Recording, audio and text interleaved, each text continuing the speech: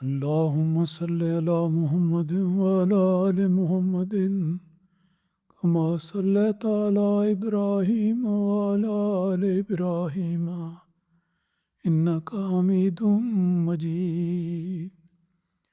اللهم بارك على محمد وعلى آل محمد كما باركت على إبراهيم وعلى آل إبراهيم إنك حميد مجيد.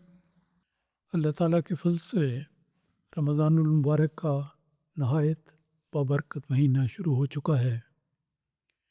اس مہینے کے بارے میں آج میں کچھ ذکر کرنا چاہتا ہوں، اور ہمارے لیے ہدایت کا منبع اور سرچشمہ قرآن مجید ہے. قرآن مجید پر غور کریں اور اس پر پڑھ کر دیکھیں تو یہ معلوم ہوتا ہے کہ قرآن مجید کے ابتدا میں ہی سورۃ البقرہ کی آیت نمبر 184 میں اللہ تعالیٰ نے رمضان المبارک کا ذکر فرمایا ہے. تو مناسب معلوم ہوتا ہے کہ دیکھیں کہ ہمارے پیدا کرنے والے خدا نے، ہمارے آقا و مولا نے، کہ کس طرح اس دیکھنے والی بات یہ ہے کہ کس طرح اللہ تعالیٰ نے قرآن مجید کا ذکر کیا ہے اور کن باتوں کا ذکر فرمایا ہے جن کو مد نظر رکھنا ضروری ہے. اس آیت کریمہ میں جس کا میں نے حوالہ دیا ہے، یہ سورۃ البقرہ کی آیت 184 ہے.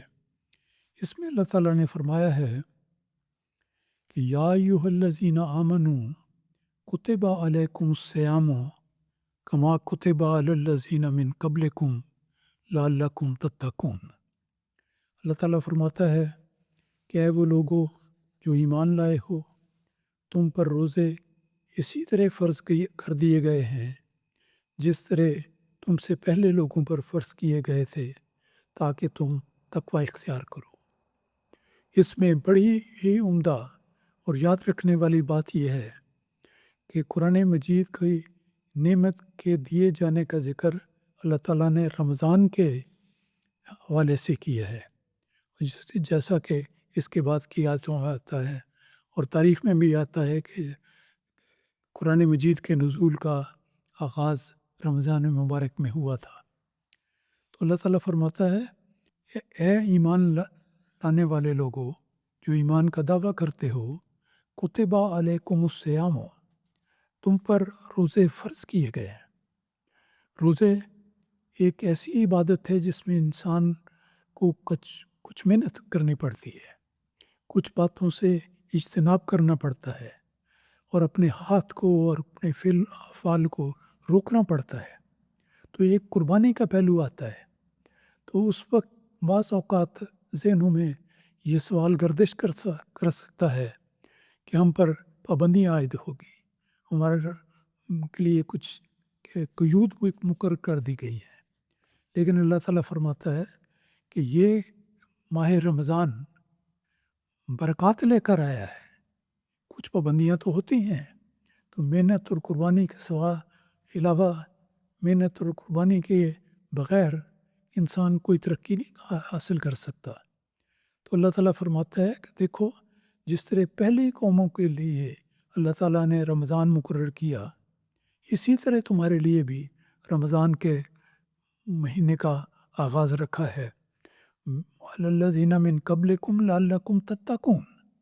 تم یہ بات یاد رکھو کہ رمضان کے آنے کا مقصد کیا ہے، رمضان کے جاری کرنے کا کیا مقصد ہے جو ہمیشہ مد نظر رکھنا چاہیے. وہ حصول تقوی ہے. تقوی سے مراد ہے کہ اللہ تعالیٰ کی خوشنودی کی ہر راہ کو اختیار کرنا اور اللہ تعالیٰ کی ناراضگی کی ہر راہ سے بچنا. یہ تقوی کا ایک مختصر خلاصہ ہے. تو فرمایا پہلے لوگوں کے لیے بھی اللہ تعالیٰ نے اسی طرح کے روزے یا اس سے قدرے مختلف قسم کے روزے مقرر کیے تھے، لیکن تمہارے لیے جو روزے مقرر کیے جاتے ہیں ان کا آخری مقصد تقوی کا حصول ہے. یہ بات سنتے ہوئے کہ یہ نہیں کرنا، ذہنوں میں بعض دبائے میں خیال آتا ہے کہ ہمارے لیے یہ مشکل ہے، تو یہ کب تک رہے گا؟ ابھی تو رمضان کا دوسرا دن ہے، تو لوگ ابھی سے سوچنا شروع کر دیتے ہیں کہ رمضان کب تک جائے گا۔ اللہ تعالیٰ تسلی دیتا ہے۔ اللہ تعالیٰ جو دل کی رازوں کو جانتا ہے، انسانوں کی سوچ کو جانتا ہے، اس کو پتہ ہے کہ انسان کے دل میں کیا خیال پیدا ہوتے ہیں۔ تو اس خیال سے کہ یہ کب تک چلے گا، اللہ تعالیٰ فرماتا ہے ایام معدودات، کی گنتی کے چند دن ہیں جن میں یہ روزہ فرض کیا گیا ہے۔ پھر اس کے بعد وہی معمول کی زندگی انسان اختیار کرے گا، خاص طور پہ کھانے پینے اور دیگر پاس قواعد کی پابندی کے علاوہ باقی زندگی اسی طرح ہے۔ تو فرمایا کہ فمن کان منکم مریضا او علی سفر فعدۃ من ایام اخر۔ اللہ تعالیٰ رحیم و کریم ہے، بندوں کی کمزوریوں کو جانتا ہے۔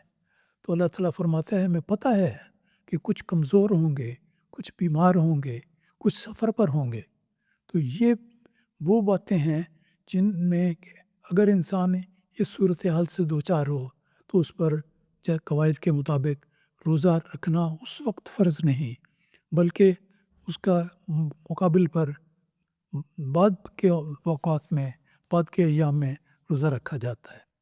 تو اللہ تعالیٰ نے فرمایا، میں اس آیت کا ترجمہ پڑھتا ہوں کہ گھبراؤ نہیں، یہ میں اپنی طرف سے کہہ رہا ہوں کہ اللہ تعالیٰ ہمیں تسلی دلاتا ہے کہ گنتی کے چند دن ہیں، بس جو بھی تم میں سے مریض ہو یا سفر پر ہو تو اسے چاہیے کہ وہ اتنی مدت کے روزے دوسرے ایام میں پورے کر لے۔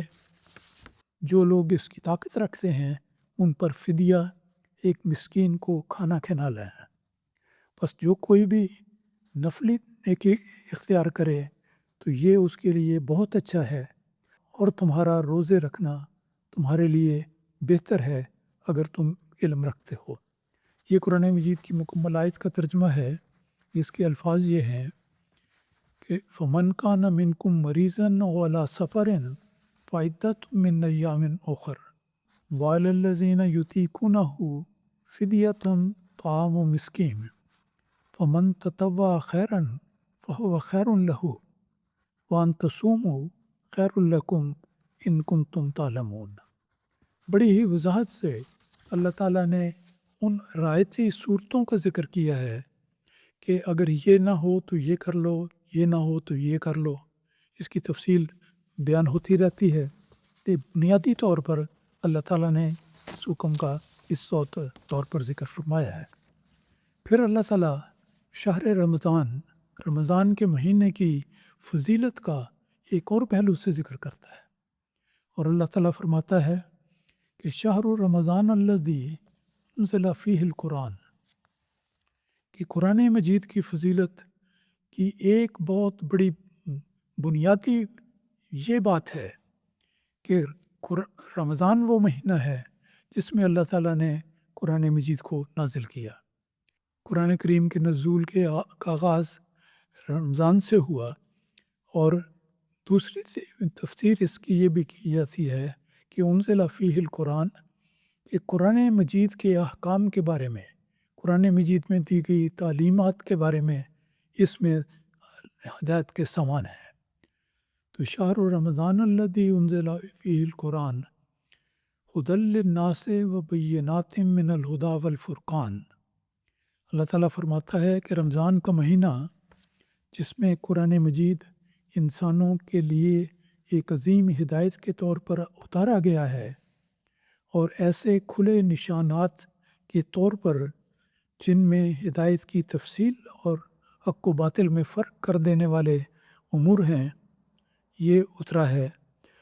پھر اللہ تعالیٰ فرماتا ہے پس جو بھی تم میں سے اس مہینے کو کوئی شخص دیکھے یعنی زندہ ہو تو وہ اس کے روزے رکھے، اور جو مریض ہو یا سفر میں ہو تو گنتی پوری کرنا دوسرے ایام میں ضروری ہوگا۔ اللہ تعالیٰ تمہارے لیے آسانی چاہتا ہے، وہ تمہارے لیے تنگی نہیں چاہتا، اور نہ کوئی تنگی کی بات تم سے تقاضا کرتا ہے، بلکہ چاہیے کہ تم سہولت سے اس گنتی کو پورا کرو، اور اس ہدایت کی بنا پر اللہ کی بڑائی بیان کرو جو اس نے تمہیں عطا کی ہے، تاکہ تم شکر کرو۔ یہ قرآن کریم کے الفاظ کا ترجمہ ہے جو میں نے پڑھ کے سنایا ہے۔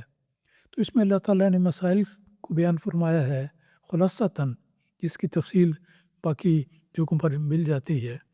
وہ یہ ہے کہ رمضان کا مقصد تنگی وارد کرنا نہیں، بلکہ سہولت عطا کرنا ہے، بندے کو تکلیف میں ڈالنا نہیں، بلکہ ایسی سہولتیں دینے کا ہے جو اس بندے کو اپنے رب سے قریب کرے اور شکر کرنے والا ہو۔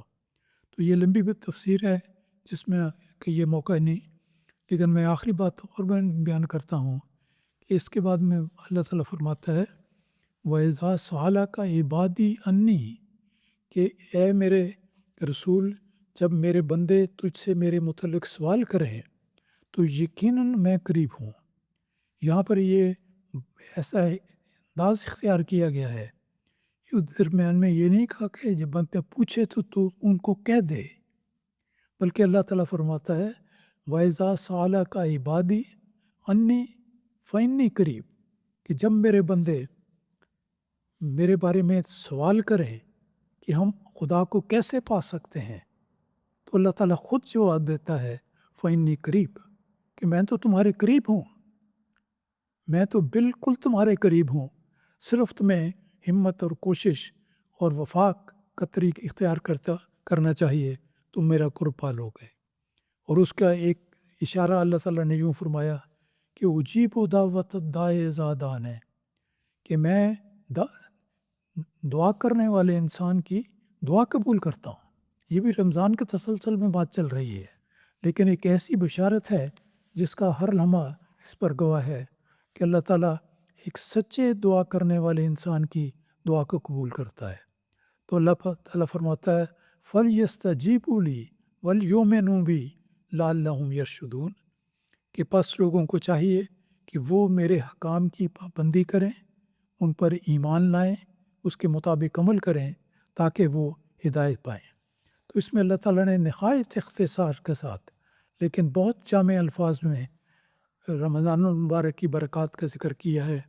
یہ دعاؤں کی قبولیت کا مہینہ ہے، یہ اللہ تعالیٰ کی قرب کو پانے کا مہینہ ہے، یہ اللہ تعالیٰ کے بے انتہا فضلوں کو جذب کرنے کی ساعت ہے، سعید ہے جو آئی ہے۔ تو اللہ تعالیٰ سے دعا کرتے رہیں اور کوشش کریں کہ ہمیں قرآن مجید کی برکت سے، رمضان کی برکت سے اللہ تعالیٰ کا قرب نصیب ہو اور ہم اس میں نیک میدان میں آگے سے آگے بڑھنے کی توفیق پاتے چلے جائیں۔ اللہ تعالیٰ اس کی توفیق دے، آمین۔